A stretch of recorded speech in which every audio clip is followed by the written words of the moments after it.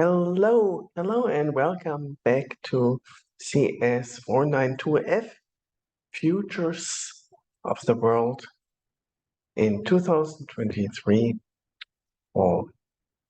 This course is about imagining positive and negative possible futures and guiding into the desirable ones. This is an experimental course, something that the first half is me reporting on various previous predictions, futurologists, ranging from science fiction authors to natural scientists up to scientists in the humanities.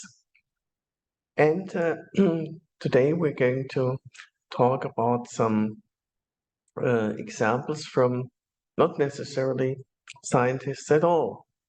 So let me start by sharing the slide.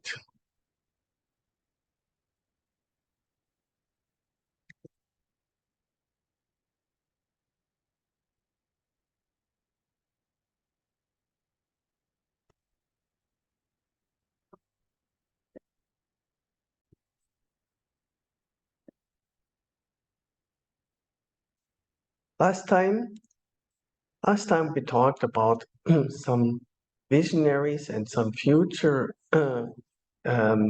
warnings also about developments,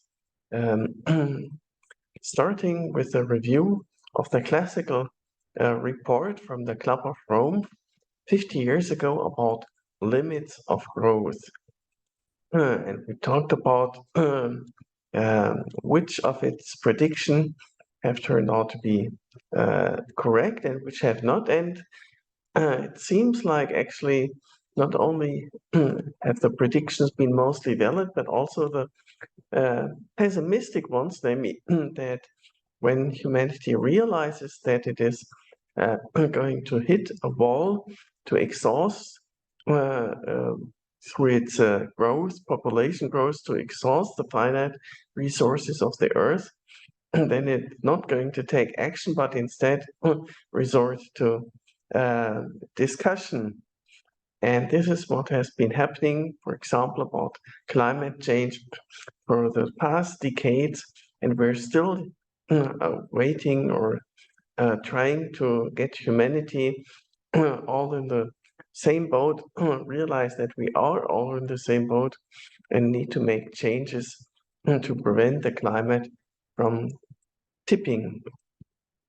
We also talked about the recent perspective by Bostrom, a philosopher and physicist, about our conception that the world seems to be very resilient. We have done a lot to the environment, like pollution and disseminating climate gases, increasing the greenhouse effect, the ozone layer, and still everything seems to be running fine, which gives an impression that our world is resilient. But Nick Bostrom points out that this may be deception.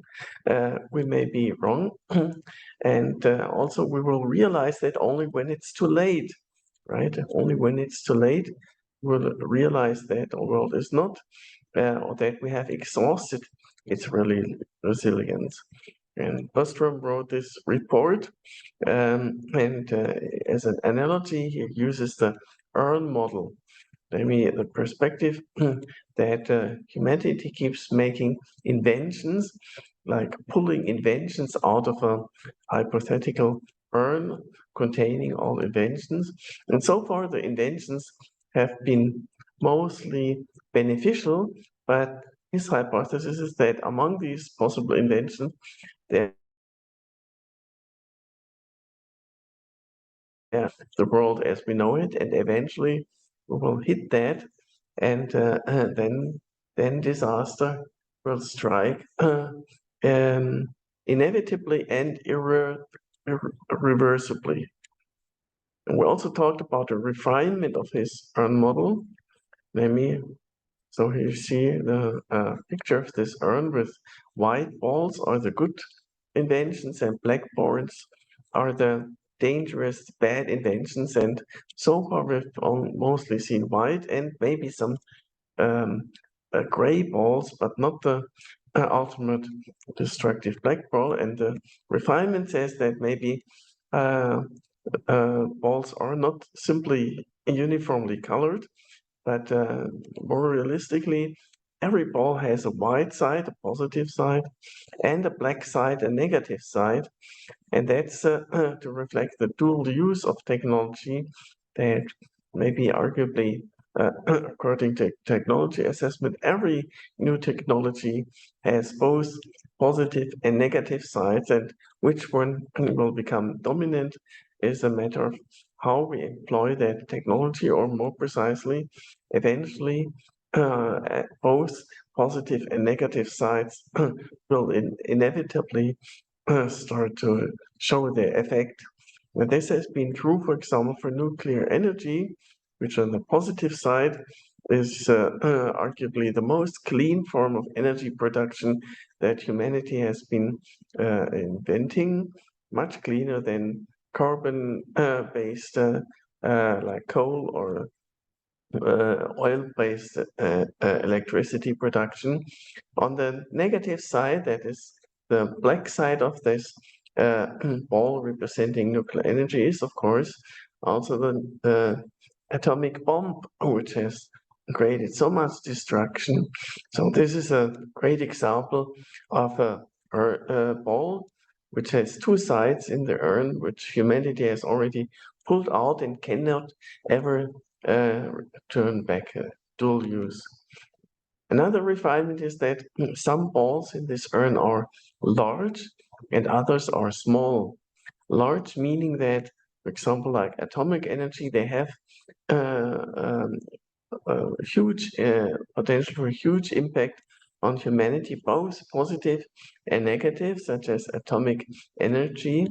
And other balls are small in the sense that these inventions will have a small impact. For example, the automobile has positive effects, it's convenient, negative effects, it's bad for the environment. But one automobile itself has by far not the same effect and power on our world as atomic energy as an invention. Or put differently, one needs to have many automobiles, and we actually do have nowadays many automobiles, to create the same effect on the environment, for example, with respect to pollution, as one atomic bomb. So only many cars, many small balls have the same harm as one large ball representing the atomic bomb. There's a third refinement to the urn model which we discussed, which is not reflected on this slide, is namely what size of institution is needed in order to either harness or to misuse invention represented by such a ball. For example, an automobile, everybody can drive an automobile, provided he or she has a driver's license, right? But harnessing the invention of atomic energy, either positively or negatively, requires fast technology. It requires a long supply chain to create, extract uranium from appropriate sources, to refine them with all these centrifuges. And that's the reason why, for example,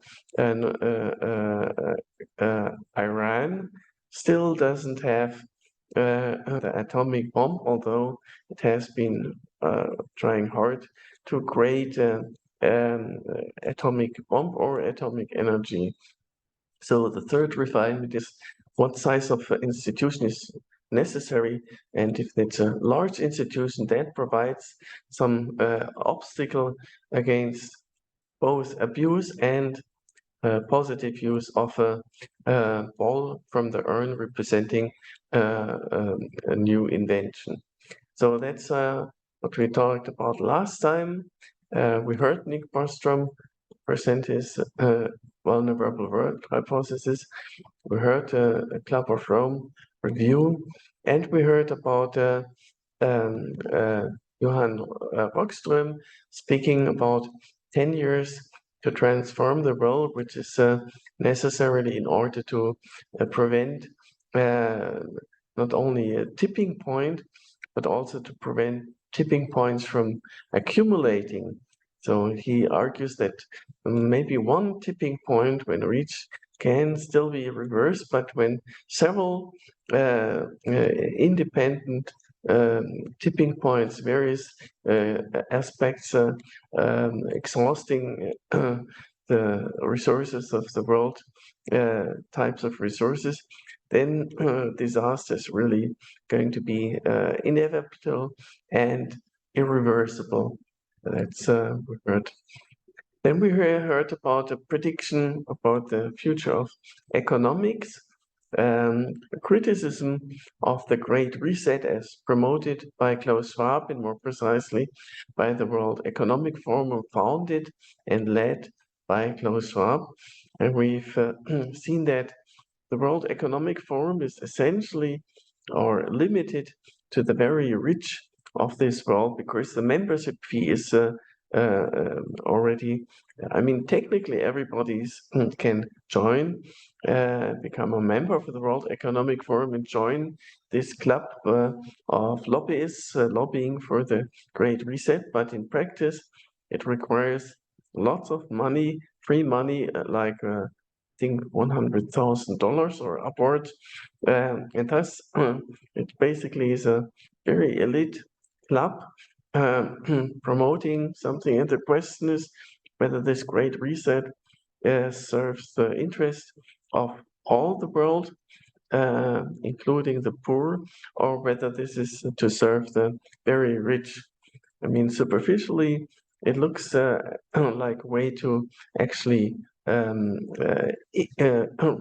restore equality among humanity, to restore the balance, and to destroy the current imbalance where 1% of the very most rich own what like 20 or 30% of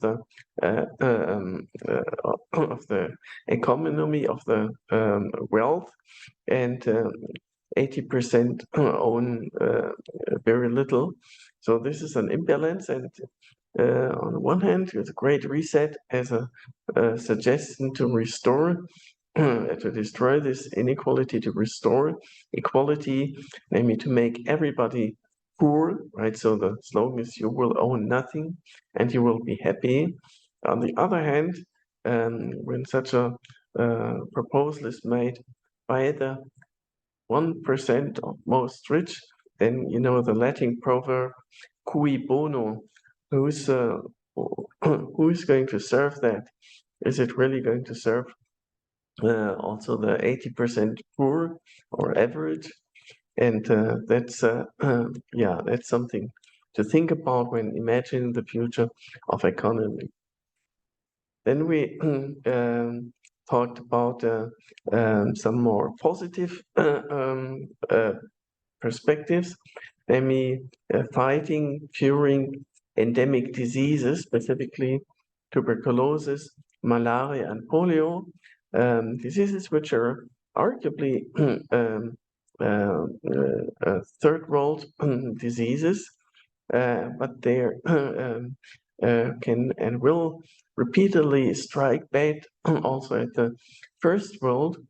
And just for an example, Franklin Roosevelt, the US president, he contracted polio in his late 20s, and thus had trouble walking.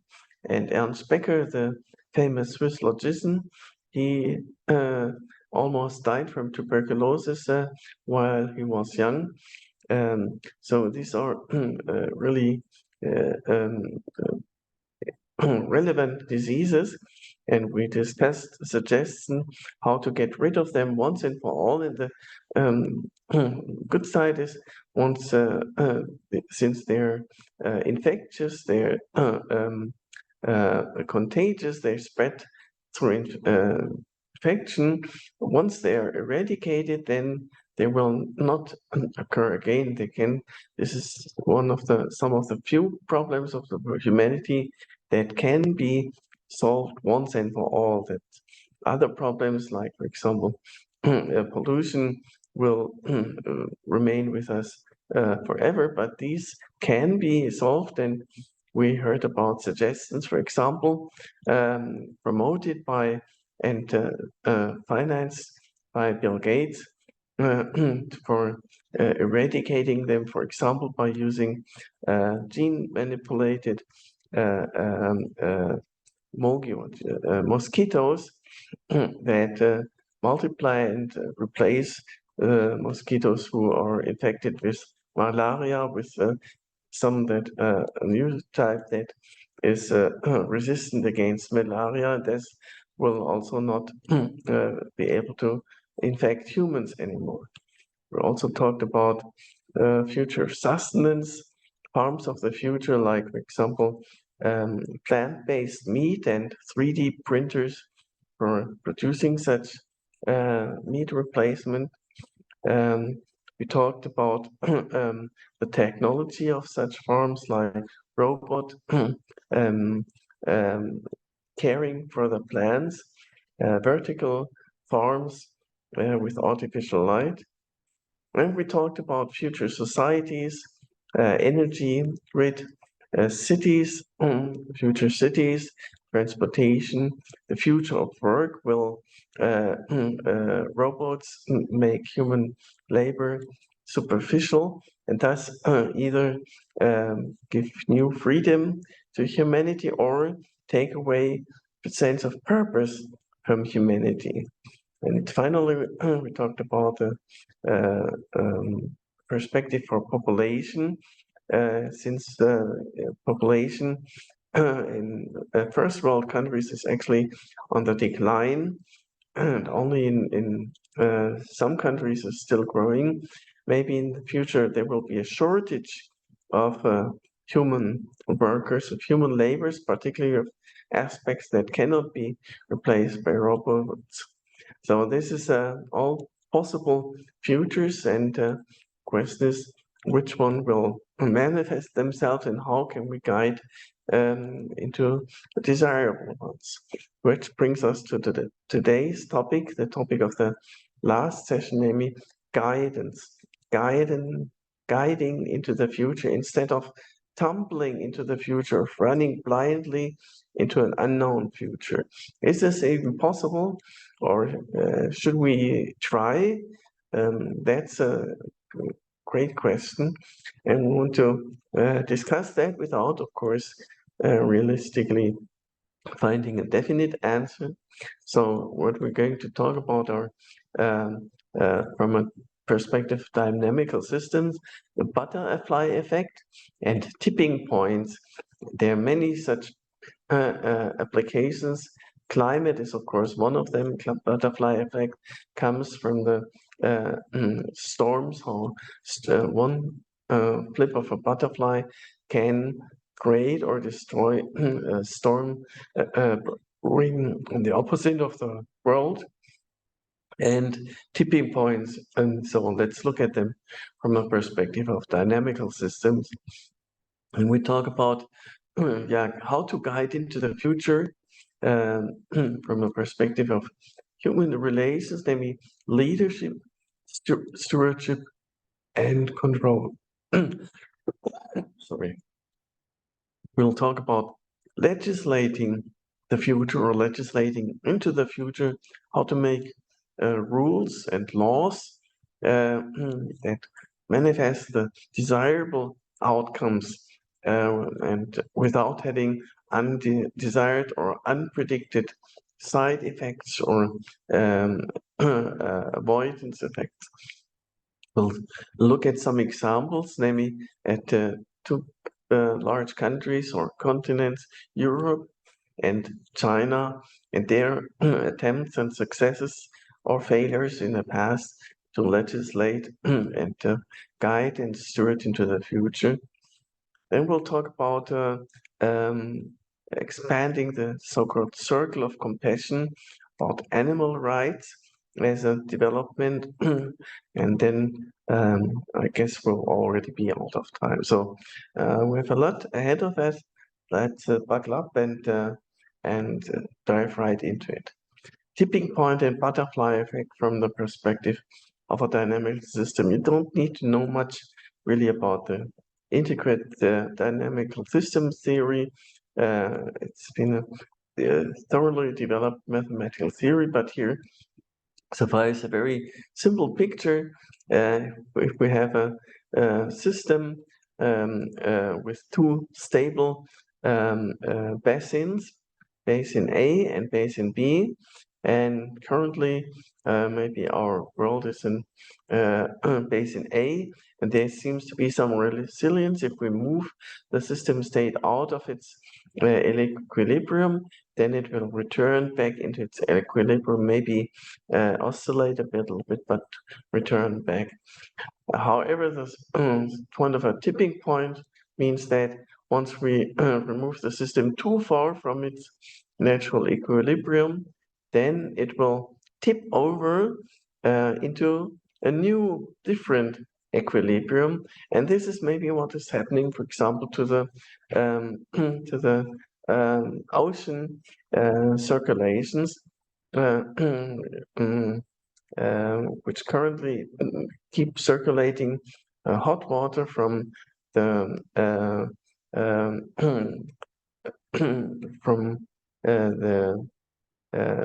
equator to the cooler regions, like England, for example, is benefiting a lot from the warm water. But this seems to have slowed down, maybe due to the melting of the Arctic and Antarctic. And once that stops entirely, then another effect seems to take over, and then our ocean circulation will be in a new, stable, but different basin, and that will affect the climate considerably. Now that's a very simple picture. Actually, this curve here with the two basins is not usually static, but it moves itself around. And here you see a more refined picture where we have this curve actually being guided by a control parameter. So so for example, initially we have the pink curve, but as the parameter grows, and there's a huge well here, and even if the system moves out of its equilibrium, then it will still eventually gradually return, only very slowly because this is so shallow.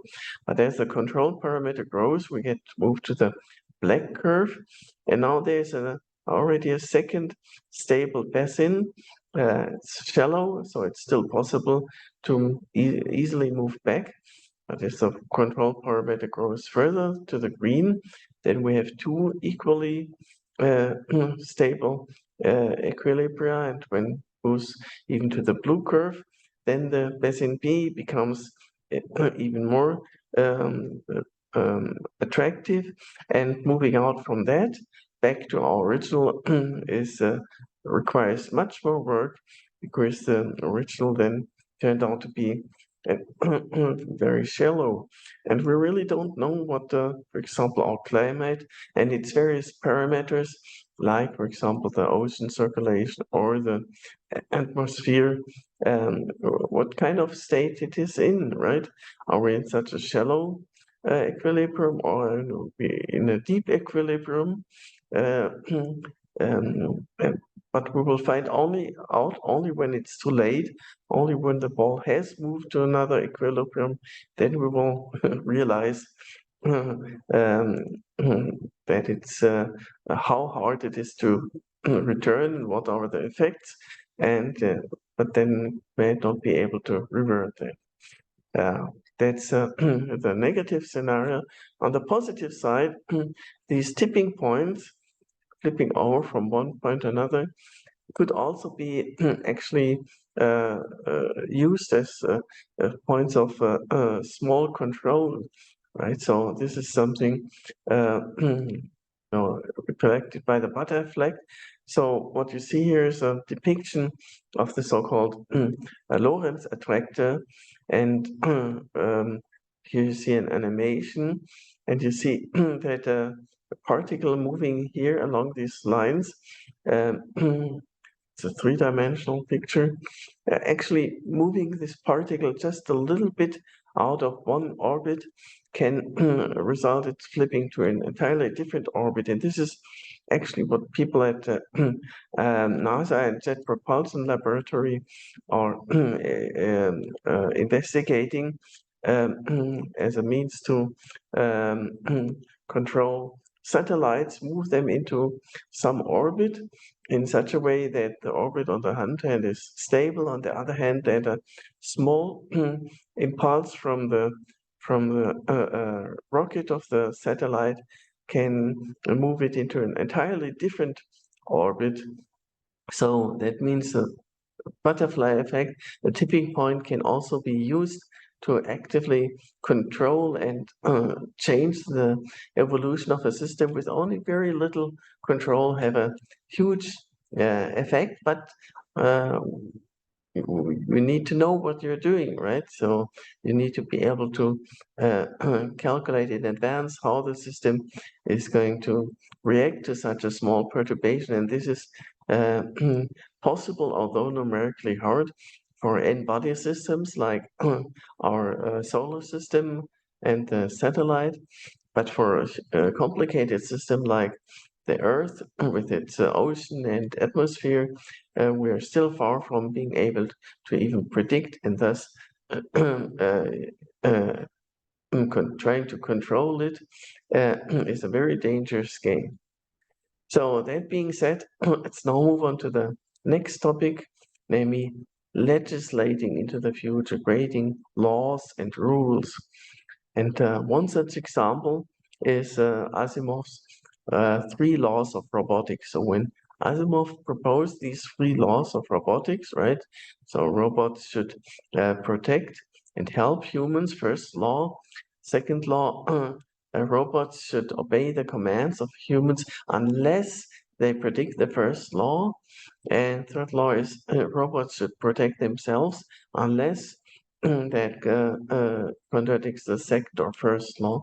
This is an example of proposing laws far ahead. When he proposed them, there was far no way that robots of this capability could be built. And even nowadays, we only start to build such robots. But the whole point is to really think about such laws ahead of time, as opposed to what is frankly happening in politics all the time, that there's a new technology, and only when that technology has started to show its effects, then the lawmakers slowly try to catch up. For example, internet laws. Internet has been with us for what, like 30 years, but the internet laws, every country, really, it's really every country, are far behind the internet capabilities. One aspect is, of course, that the lawmakers don't really understand this technology, and every now and again, somebody like Mark Zuckerberg is invited to testify in front of Congress, and then the congressmen and women get exposed by how little they know, and still they make the laws. And that is just one example. And I'm I'm not blaming them. They are mostly they studied law, so they don't really know about technology. But generally, lawmakers are far behind. But legislating the future is, tries to change that, to get all people on board and to make laws before the technology starts showing its effect. Yeah, same with tax regulations for crypto coin, right? So what are the tax laws for crypto coin? They completely uh, uh, um, yeah, they cannot be enforced, they cannot be controlled. Um, anyway, yeah, so, um, but let's look at some past examples of states trying to legislate the future. And such an example is, for example, the one-child policy of China, which actually was made with good intentions. China, through its centralistic system, was able to not only foresee that its population growth will lead to problems, to exhaust the resources of the country, much before it was actually going to happen. So, thinking ahead by at least 20 years, China tried to curb its own population growth with this one-child policy. Now that, of course, on the one hand, it was very efficient. Yes, so the population of growth of China did indeed come to a halt. And now China is actually, or the many countries are suffering from a population decline and trying to refuel the reproduction rate.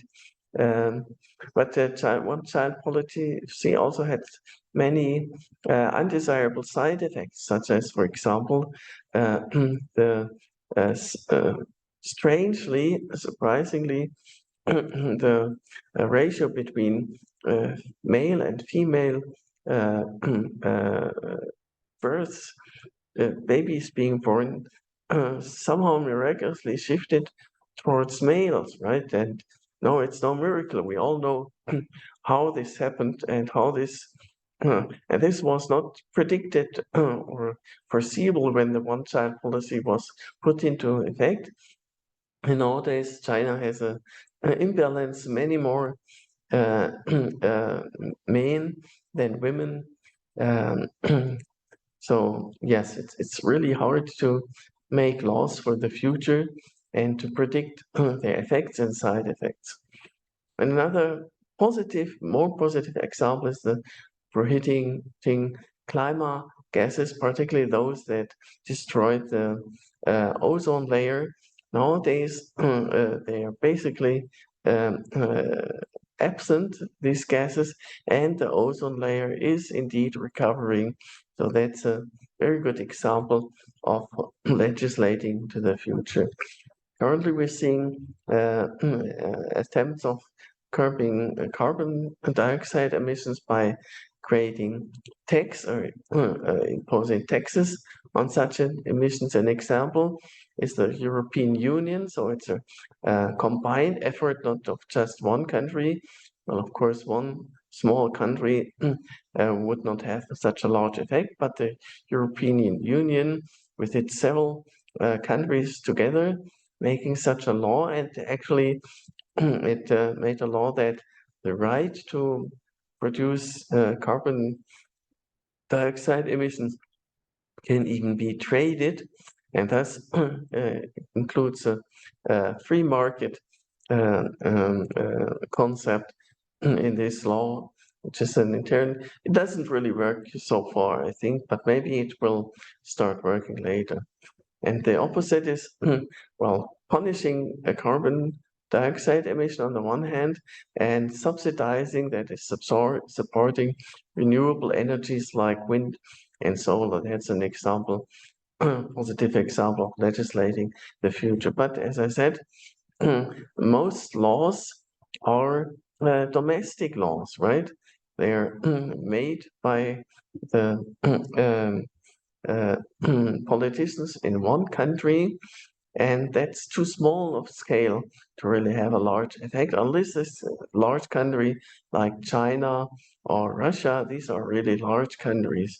But European Union is at least a consortium, a collection of countries, and if they all put their efforts together, then Europe can also make an effort. So that's difficulty in legislating. One difficulty is that the laws are domestic, and what we really need are global laws. Now, let's look at another example of legislating the future successfully, and that's actually received a Nobel Prize award, namely the work of about governing the commons of Elenor Ostrom. Elenor Ostrom was born in Los Angeles, 1933. She unfortunately passed away in 2012. That's like 10 years ago. And her work was motivated by reading the article Tragedy of the Commons by Garrett Hardin. So Tragedy of the Commons is basically, very simply put, is the observation that companies privatize profits while socializing losses. And an example is, for example, selling bottled water, right? So, I mean, water is available for free, from almost free, but taking this water from the maybe tap water and then putting it into bottles and selling it, and the waste from the bottles, right? Plastic bottles, and plastic stays with us for about 1,000 years. And so taking care of the waste is socializing the dangers, the losses, or the risks, while making profit from selling this tap water, which is one of a common, namely a common good. Other examples are, for example, the atmosphere, the oxygen, the air that we breathe is a common good, right? And if it gets polluted by some company, by, for example, burning CO2, then the company makes money, but the risks, the dangers, the bad sides are covered or have to be covered by society together. So this is what Garrett Hardin called the tragedy of the commons. And Elenor Ostrom started to think about how to prevent that, how to fix that, how to make rules that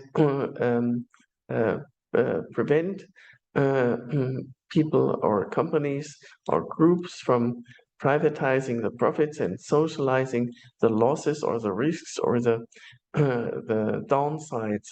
And so in 1990, she wrote this book about governing the commons. So she suggested methods that make people share common goods like water, like air, and not incentivizing the abuse of these common goods, but instead to treating it as a valuable resource and sharing it. And for that, she received a Nobel Prize. So let's review at these principles, 8 design principles for managing common resources, 8 design principles for stable common pool resource management. So that's her suggestion. The first is clearly defining the group boundary. So designing a group which is supposed to care for this particular common group resource. And the example which he was motivated from is, for example, in the Alps, in Swiss Alps, the grass areas are a common good. So every farmer can basically drive his cattle, cows or sheep onto these grass areas and let his own cattle feed from this grass until the grass is completely eaten away. Then the farmer has all the profit, and the next farmer will have nothing to feed his cattle because the common good is the grass areas on the slopes of the mountain. But the Alps the farmers have by themselves devised a system that prevents such unilateral exploitation of the common good of the grass elms. And one aspect identified by Ostrom is that the farmers formed clearly defined groups that together look and care for these grass areas and prevented an outsider from like moving in from another country with his cattle group on one day, eat everything away and then move back. And so it's clearly defined group boundary and the contents of the common resource, pool resource, namely the record of which land areas are to be cared by this group. Second property is appropriation and provision of common resources that are adapted to local conditions, like the grass areas can be used only through a limited time window over the year, right? To in the summer, basically. And then the rules of their using it are adapted to that. Then third property, collective choice arrangements that allow most resource appropriators to participate in the decision-making process. So it's not a top-down ruler. It's not one farmer being leader and telling the others how to use that resource, but it's very democratic, and all farmers jointly make decisions on how and when to use these farmlands. Fourth item is effective monitoring by monitors who are part of or accountable to the appropriator. So the farmers look after each other, make sure that nobody breaks the rules, right? By the way, a similar common resources of water in rice farmers, right? So when the water, yeah. Anyway, let's move on. Fifth property, scale of graduated sanctions for resource appropriators who violate community rules. And six, mechanisms of conflict resolution that are cheap and of easy access. And seven, self-determination of the community recognized by higher level authorities. And eight, in the case of a larger common pool resource organization in the form of multiple layers of nested enterprises with small local common resource pools at the base level. Yeah, let's move on to another part of legislating the future, namely leadership, right? So one aspect of Elenor Ostrom's work is that there were no leaders, and it was all organized democratically by the appropriators themselves. But some larger scale organizations need leaders, right? So the farmers in the Alps, or maybe like 20 or 30 farmers who work on the same part of the mountain. But if we're talking about hundreds or thousands of participants, then we need some higher level structure with some leaders. And you may remember about personality types, right? And that's not what I want to talk about. I want to talk about leadership types. And there are many types of leadership, but seems like 8 are particularly prominent, ranging from visionary leadership, via transactional leadership, charismatic leadership, transformational leadership, autocratic leadership, bureaucratic leadership, democratic leadership, laissez-faire leadership. And the important message here is that yeah, superficially it looks like these are some are better forms and some are worse forms, but actually all of them have their benefits and disadvantage. So it's important to recognize them and also maybe make a conscious choice which type of leadership comes natural for you or me and which doesn't, or which want to try to adopt deliberately. And this leadership is types of leadership are subtly different from stewardship.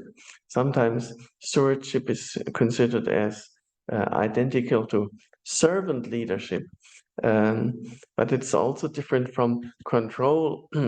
Often people think leadership is all about control, but for example, laissez-faire leadership is about deliberately relinquishing control and trusting the people that that they will do well and only need leadership in very small doses. So stewardship is a perspective that the leader or a steward is actually part of the team as opposed to on top of or ahead of the team. So here we see all pulling in the same rope. And applied to the environment, there is a question how to apply stewardship to the environment. I will say more about that a few slides ahead. But let's first look at some examples, successful and unsuccessful, namely in Europe and China. So in Europe, the structure is democratic, well, at least mostly, which means the focus on individual rights. This has advantages and disadvantages. I'll say that Europe also emphasizes transparency. Well, it doesn't really work always. No, not at all, but that's at least the idea. Europe is also arguably suffering from overburdening bureaucracy and inefficiency, as illustrated by, for example, by this diagram about the structure of European institutions, legislation, and offices. And that's just Europe, right?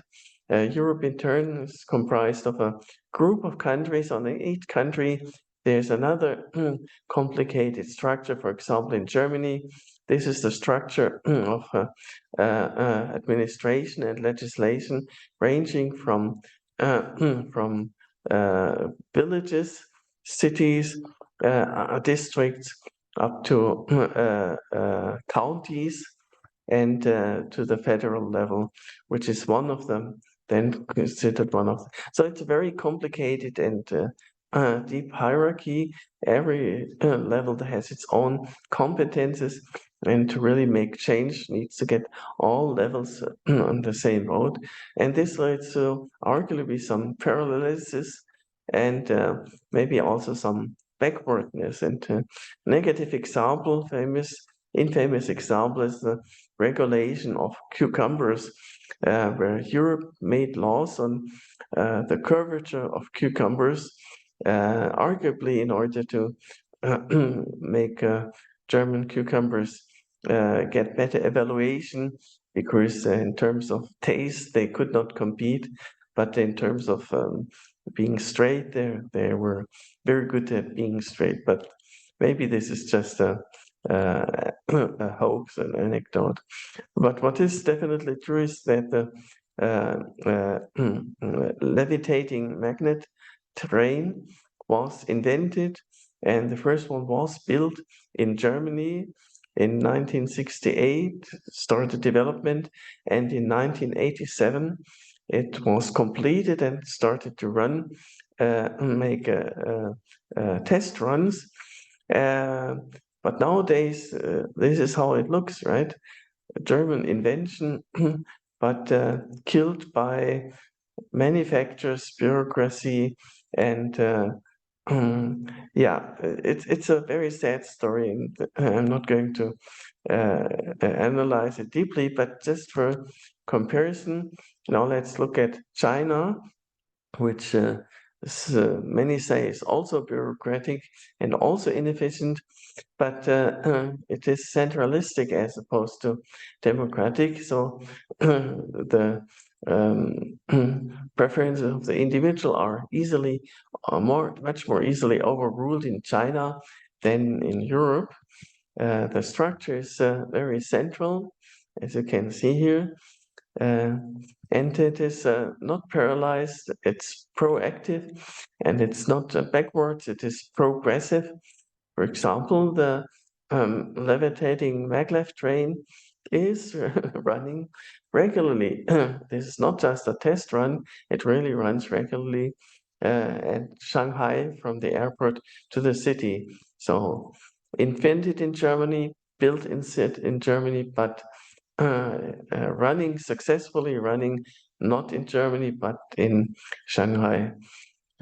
Another famous example is that during COVID, China managed to build 1 or 2 hospitals within 10 days, 10 days. And that's a running joke compared to Germany, who were building, for example, a train station in Stuttgart, or building a philharmonic orchestra in Hamburg, or building an airport in Berlin. It takes decades, and yeah. So, and the point here is really how to make legislation for the future. On the one hand, respect, for example, the rights of the individual, and on the other hand, avoid paralysis and backwardness. And yeah, here we're back at the one-child policy example from before. So yeah, I have no definite answer on that issue here. Which one is better and which one is not. Both seem to have advantages and disadvantages. The usual, there's always a trade-off in life. But now let's move on to future laws about minorities and disabled and animals. And this is known as expanding the circle compassion, based on a book by Peter Singer, a philosopher of ethics and social biology. And for reference, during Nazi regime, fascism it focused on utilitarianism. So humans were evaluated according to their use for society, and that led to disabled people being killed, forced euthanasia program for of disabled children. So that's clearly a lack of compassion, and that hopefully will never happen again. And nowadays, the efforts go in the opposite direction, support and inclusion of disabled. For example, with the United Nations Declaration of the Rights of Disabled People, or the Convention on the Rights of Persons with Disabilities, the RPD, And that's arguably just the start, and the future will extend that to animal rights. For example, this movement here, our planet is theirs too. Ours means humans, and theirs means animals. Or PETA, uh, the rights for the ethical treatment of animals, petition for the ethical treatment of animals, PETA. This is a book by Tom Regan about animal rights, and the to give you perspective, why would we give uh, human rights and animals no rights at all? It should be arguably at least a continuous spectrum ranging from humans, maybe more, but than animal rights. But animals also need and deserve to have rights. For example, from the judging as criterion, if we want to, according to intelligence, because animals are also smart.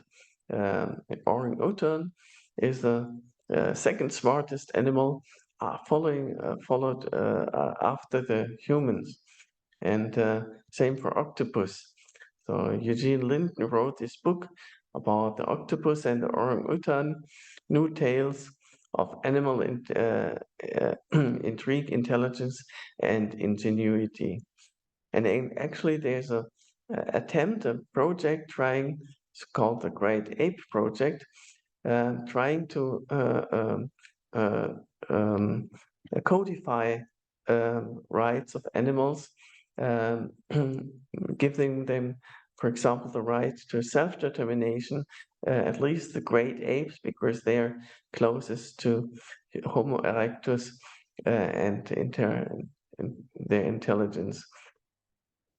And this is part of a broader perspective, namely a transition from using animals via exploiting animals to fostering animals. So use, exploit, foster. And that's an aspect of human evolution.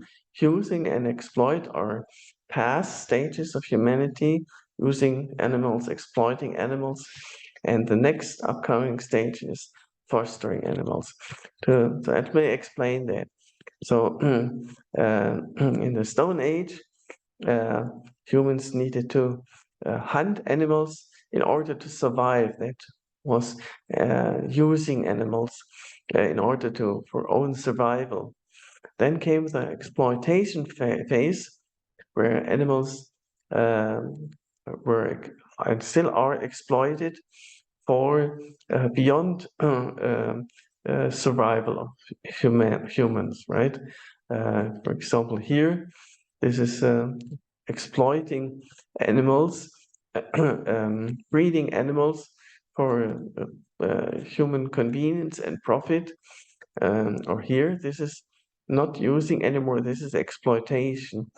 And the next stage is, for example, in a zoo, where animals that are in danger of having become extinct due to excessive exploitation are now humanity has realized that they now need to foster and to become kind of foster animals by recreating the original environment, right? So like this, and now artificially recreating the environment for the animals to thrive again. And this is already the end of today and the last lecture in this course. So today we talked about future and legislating the future. The next sessions in this course will be taught by you, by the students, flipped learning. We have these 8 topics where each topic is being worked on by a group of 3 students trying to predict future of such topic, trying to legislate, to guide into a promising future for that topic. And I'm looking forward to your predictions, to your regulations, and to your ideas. Thank you very much for your attention for now. I'm going to stop the slides, and as usual, I'm going to stay online a few more minutes to answer your question. Thank you very much, and yeah, goodbye.